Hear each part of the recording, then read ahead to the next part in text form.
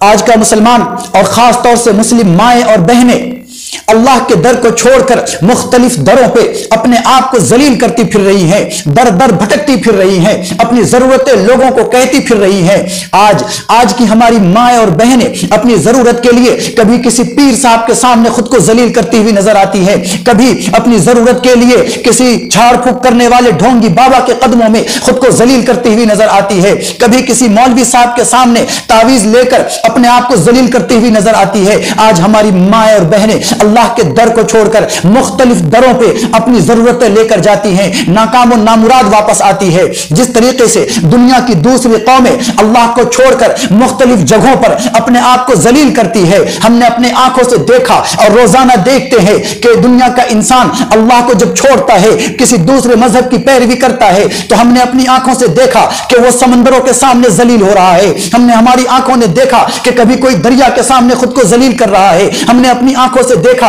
کہ کوئی کسی پیڑ اور جھاڑ کے سامنے خود کو ذلیل کر رہا ہے، ہم نے اپنی آنکھوں سے دیکھا کہ کوئی کسی پتھر کے سامنے اور پہاڑ کے سامنے خود کو ذلیل کر رہا ہے، ہم نے اپنی آنکھوں سے دیکھا کہ کوئی کسی سانپ کے سامنے اپنے آپ کو ذلیل کر رہا ہے، کوئی کسی جانور کے سامنے اپنے آپ کو ذلیل کر رہا ہے۔ افسوس اس کے بعد بھی ہمیں عبرت نہ آئی۔ اگر یہ دنیا کے انسان، خاص طور سے مسلمان اور اس میں بھی خاص طور سے ہماری مائیں اور بہنیں یہ بات اگر سمجھ لیتی کہ بگڑی بنانے والی ذات اللہ کی ہے، وہ اگر لا الہ الا اللہ محمد الرسول اللہ کے مفہوم کو سمجھ لیتی، اگر لا الہ الا اللہ محمد الرسول اللہ کی معرفت حاصل کر لیتی، کبھی بھی کسی دوسرے کے سامنے ذلیل نہ ہوتی، کبھی بھی کسی دوسرے کے سامنے رسوا نہ ہوتی، کبھی کسی دوسرے کے سامنے اسے ہاتھ پھیلانے کی ضرورت نہیں پڑتی۔ میری ماں اور بہنوں، میرے ایمانی بھائیوں، سنو، لا الہ الا اللہ کا صرف یہ مطلب نہیں ہے کہ اللہ ہی عبادت کے لائق ہے، یقیناً اللہ ہی عبادت کے لائق ہے، لیکن وہیں پہ لا الہ الا اللہ کا مطلب یہ بھی ہے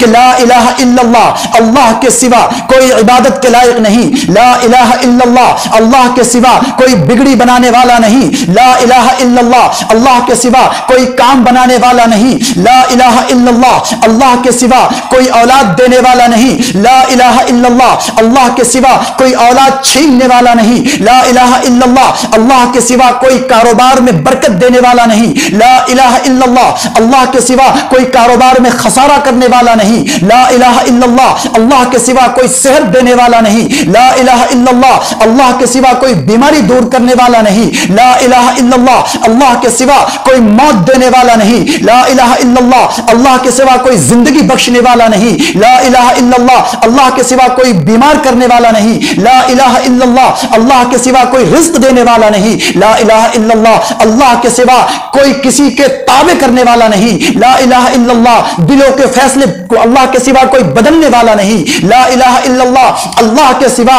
کوئی ہمیں نفع نقصان پہنچانے والا نہیں، لا الہ الا اللہ، اللہ کے سوا نہ کسی میں کوئی طاقت تھی، نہ ہے اور نہ ہو سکتی ہے، یقیناً کام کرنے والا اللہ ہے، کام بنانے والا اللہ ہے، بگڑی بنانے والا اللہ ہے، مصیبتوں میں ڈالنے والا اللہ ہے، اللہ جو چاہتے ہیں وہ کرتے ہیں۔ ہمارے ایمان والوں نے لا الہ الا اللہ تو پڑھا، یہ تو ضرور کہا کہ اللہ کے سوا کوئی عبادت کے لائق نہیں، مگر اپنی ضرورت لے کر کسی پیر صاحب کے سامنے جا کر خود کو ذلیل کر رہا ہے، اپنی ضرورت لے کر کسی جھاڑ پھونک کرنے والے بابا کے سامنے خود کو ذلیل کر رہا ہے، مگر اپنی ضرورت لے کر کسی مولوی صاحب اور تعویذ گنڈے والے کے پاس اپنے آپ کو ذلیل کر رہا ہے۔ میری ماں اور بہنوں، خاص طور سے سنو، اگر تمہارا شوہر تمہاری بات نہیں مانتا، اگر تمہاری ساس تمہارے ساتھ مناسب سلوک نہیں کرتی ہے، تمہارے لیے زندگی میں ایک نمونہ موجود ہے، سنو اور غور سے سنو، کان لگا کر سنو، دل کے کانوں سے سنو، اس کو عمل میں لاؤ۔ اللہ کے نبی صلی اللہ علیہ وسلم کی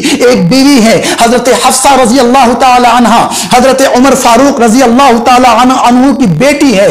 ایک وقت ایسا آیا کہ اللہ کے نبی صلی اللہ علیہ وسلم نے حضرت حفصہ کو ایک طلاق دے دی۔ اب معاملہ یہ ہے کہ نبی کی بیوی ہے اور نبی صلی اللہ علیہ وسلم نے طلاق دے دی ہے، اور اگر نبی صلی اللہ علیہ وسلم اس کو طلاق دے کر خود سے الگ کر دیتے ہیں، یہ بہت بڑی رسوائی کی بات ہے کہ خاتم المرسلین احمد مجتبی محمد مصطفیٰ رحمت للعالمین صلی اللہ علیہ وسلم کے نکاح میں آئی اور پھر وہاں سے باہر کر دی گئی۔ یہ بڑی رسوائی کی بات ہوتی، یہ بڑی محرومی کی بات ہوتی۔ اللہ کے نبی صلی اللہ علیہ وسلم نے انہیں ایک طلاق دے دی ہے، لیکن ان کی صورتحال یہ ہے کہ اب یہ کسی کے پاس نہیں جاتی، باپ حضرت عمر ہے اس سے جا کر نہیں کہتی کہ نبی اکرم صلی اللہ علیہ وسلم سے میری سفارش کر دیجئے. حضرت ابوبکر صدیق رضی اللہ تعالیٰ عنہ آپ کے جاننے والوں میں ہے, جا کر نہیں کہتی کہ میری سفارش کر دیجئے, بلکہ مصلی بچھاتی ہے, اللہ کے سامنے بیٹھتی ہے, روتی ہے, گر گراتی ہے, میرے مولا آپ عزت دینے والے ہیں, آپ ہی ذلت دینے والے ہیں, آپ کے سوا نہ کوئی عزت دے سکتا ہے نہ آپ کے سوا کوئی عزت لے سکتا ہے. اے اللہ, نبی کے حرم میں داخل کر کے محمد رسول اللہ صلی اللہ علیہ وسلم کے نکاح میں شامل کر کے آپ نے ہمیں کائنات میں عزت دی ہے. اے میرے مولا, آپ کی بندی آپ کے پاس آئی ہوئی ہے, اے اللہ آپ ذلیل نہ کیجیے گا, فیصلہ آپ کے ہاتھ میں ہے, آپ کی بندی آپ کے سامنے کھڑی ہے, اتنا روتی ہے, گر گراتی ہے, اللہ کے سامنے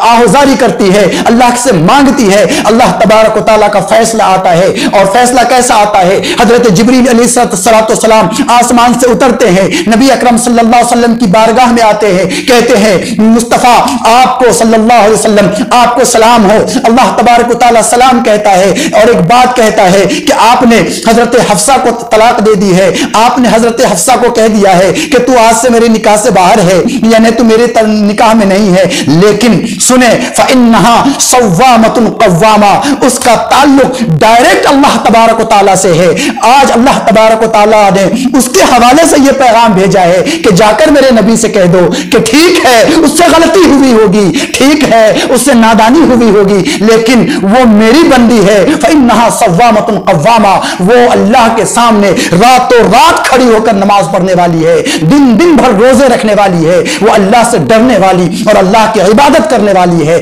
اللہ ہی کے در پر ٹکے رہنے والی ہے, اللہ کے سوا کسی سے مانگنے والی نہیں. اور جو اللہ کے سوا کسی سے نہیں مانگتا, اللہ اس کے کام کو بگڑنے نہیں دیتا. اس لیے اللہ تعالیٰ آپ کو پیغام دیتا ہے کہ اس سے طلاق واپس لے لیں. میری مائیں اور بہنیں اور اہل ایمان, لا الہ الا اللہ کے مفہوم کو سمجھیے. اللہ تعالیٰ پوری دنیا میں عزت عطا فرمائے گا, اور جس نے لا الہ الا اللہ کے تقاضوں کے خلاف عمل کیا, دنیا بھی تباہ ہوئی اور آخرت بھی گئی ہاتھ سے.